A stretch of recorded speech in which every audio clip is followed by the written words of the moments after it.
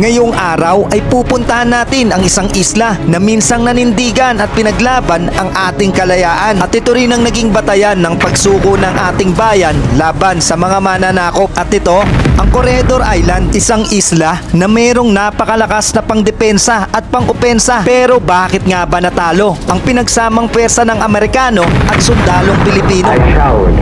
So ngayong oras mga idol ay papasukin na natin ang isa sa pinaka-historical site dito sa Corregidor Island. Ito nga yung Malintatan na kung saan napakaraming Japanese soldier ang namatay during World War II.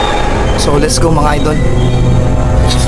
Nakakatakot din mga idol, parang may something sa dulo. Parang mayroong duyan. Nakakatakot maglakad dito mga idol na nag-iisa. Parang tumayo bigla yung balahibo ko mga idol. Hindi ko na mag-flashlight. Kung ano yung mga nakikita. Ito, ang Corregidor Island, isa sa pinakamakasaysayang isla na meron ng ating bansa. Ito rin ang pinakamalakas at pinakamagandang strategic location na binuo para depensahan at opensahan ang lahat ng mga nagnanais na sakupin ang ating bayan. Pero bago tayo tuluyang magpatuloy sa ating naging travel adventure dito sa Corregidor Island, ay samahan niyo muna akong magbalik tanaw sa kung ano ba ang mga nangyari noong 1942 bago natin isuko ang bansang Pilipinas sa kamay ng mga Hapon upang mas lubos nating maunawaan ang bawat kwento ng mga gusaling ito na nilimot na ng panahon. Ang video na to ay hatid sa inyo ng Ship at Our Philippines at ng Speed Metal.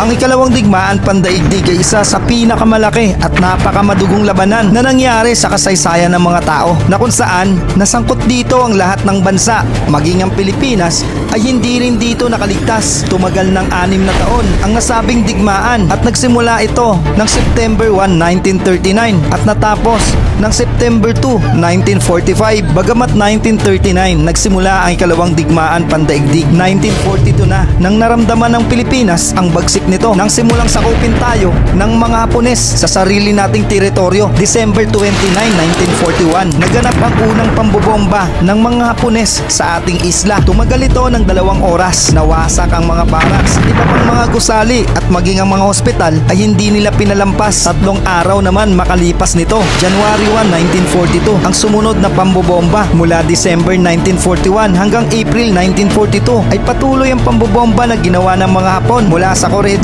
at sa iba pang kalapit na lugar nito nang masakop na nga nila ang Bataan. Noong April 9, 1942 ay dito na nga pumuesto ang iba pang pwersa ng Hapon para tuluyang pabagsakin ang lumalabang opensiba ng mga sundalong Amerikano at Pilipino na nasa Corregidor. Isang buwan matapos masakop ang Bataan ay naitala ang tuluyang pagsuko noong May 6, 1942 sa kamay ng mga Hapon. Ngunit ang pinakaimportanteng general na si Douglas MacArthur ay nakatakas na sa Corregidor noon pang March 17, 1942. Lulan ng PT boat ay narating nila ang Mindanao. Makalipas ang 2 araw mula Mindanao ay lumipad sila patungong Australia sakay ng Boeing B-17 Flying Fortress at sa Australia niya sinambit ang kanyang tanyag na linyang.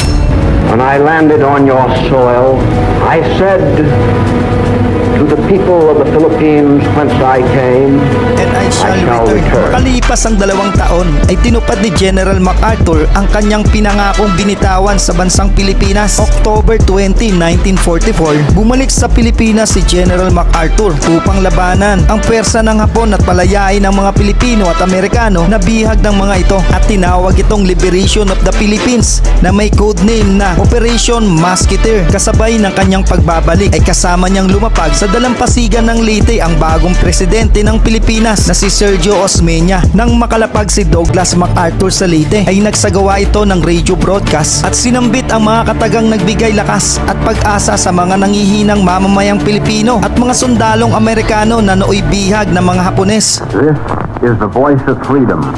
General MacArthur speaking. People of the Philippines, I have returned. By the grace of Almighty God, our forces stand again on Philippine soil, soil consecrated in the blood of our two people. We have come dedicated and committed to the task of destroying every vestige of enemy control over your daily lives.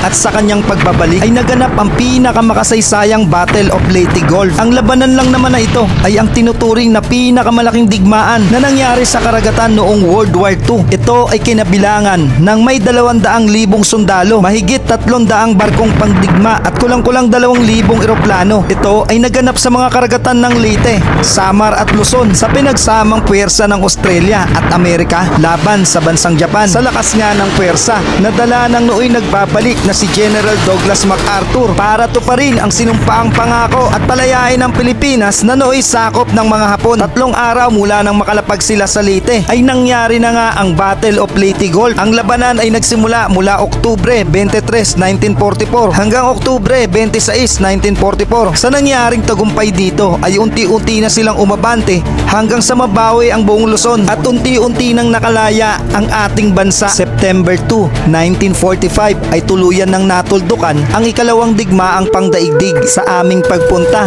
sa isla ng Corregidor ay nakita namin ng malapitan ang mga sirang gusali na bukod sa niluma ng panahon ay bakas pa rin dito ang mga pinsalang dulot ng matinding labanan noong World War II. At kung kayo ay makakarating mismo dito ay masasabi kong nakakapanindig balahibo ang mga itsura na masasaksihan nyo dahil sa may kakaibang presensya once na makaapa ka sa lupa nitong isla. Bukod sa dami ng mga nagbuwis ng kanilang buhay para ipaglaban ang ating kalayaan laban sa pananakop ng ibang bansa ay mga wasak-wasak na tahanan o baraks ng mga sundalong Pilipino at Amerikano ang aking mga nakita. Kasama ding winasak ang malaking hospital na itinayo dito para sana sa mga sugatang sundalo. Mga kanyon na ginamit sa digmaan ay nananatili pa rin nakatayo at nakaposisyon na mistulang handang-handa pa rin makipaglaban kung sakaling may mga ngahas na muling sakupin ang ating bansang Pilipinas. Kahit na ito'y kinakalawang dahil unti-unti na itong napapabayaan at nalilimot ng panahon at nagiging kwento na lang ang nangyaring kasaysayan. At para naman sa lahat ng mga nakanood ng video na to at umabot kayo hanggang dito, ako po ay nananawagan sa inyo na baka pwede nyong mapuntahan ang isla ng Corregidor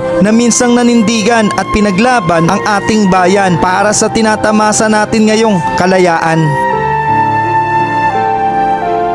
Sa lahat pala ng mga content creator or travel adventure, sana itong Corregidor Island ay isama ninyo sa mga travel list ninyo. So nakakalungkot lang isipin na ang Corregidor Island daw ay hindi na ganun karami yung tao.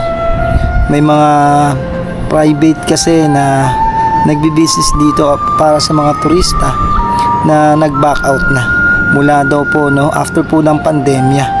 So nakakalungkot isipin na ganun na kalungkot ang Corregidor Island ngayon. So kaunti na lang ang tao, kaunti na lang ang staff na nagme-maintain ng lugar na to dahil nga sa kaunti na lang yung mga turistang nagpupunta rito.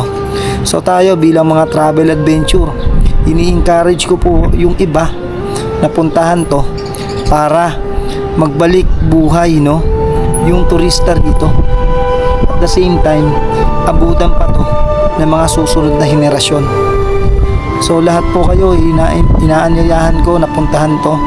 Isa to sa pinaka the best na content na pwede nyo magawa. Sa mga nais mag-tour dito sa Bataan, highly recommended ko sa inyo ang Villa Carmen Pools and Beach Resort. Ito kasi yung very affordable at magandang beach resort dito sa Bataan at napakalapit lang nito sa Corregidor Island. At sa mga magagandang pasyalan dito sa Bataan, para naman sa binayaran naming 2,500 para sa kwarto, ay kasama na doon yung aming entrance fee. May free access na rin kami sa swimming pool at sa pagligo sa dagat.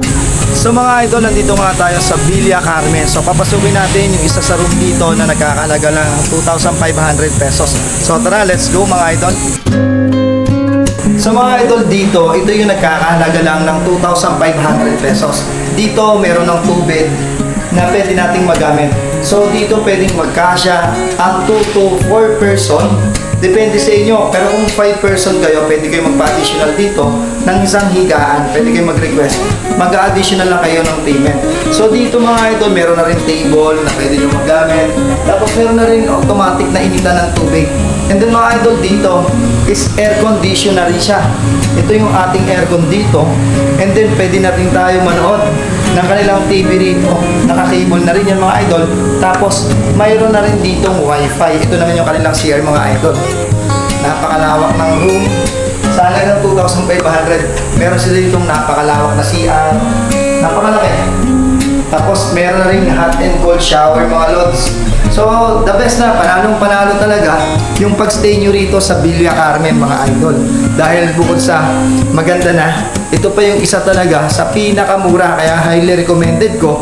Kung magpupunta kayo rito sa Bataan, dito na po kayo mag-inquire. Para naman sa mga naghahanap ng maganda at malaking kwarto at front beach, ito ay nagkakahalaga lang ng 5,000 pesos. At kung gusto nyo ring mag-tour tulad ng ginawa namin sa Corridor Island, ay pwede kayong mag-inquire sa kanila. At available din ang pag-tour sa iba pang mga isla dito sa Bataan. Call and message lang po natin ang Villa Carmen Pools and Beach Resort. Maraming salamat mga idol. Hanggang sa susunod nating paglalakbay. So mga idol, salamat Corridor dahil nakilala kita ng mas malalim.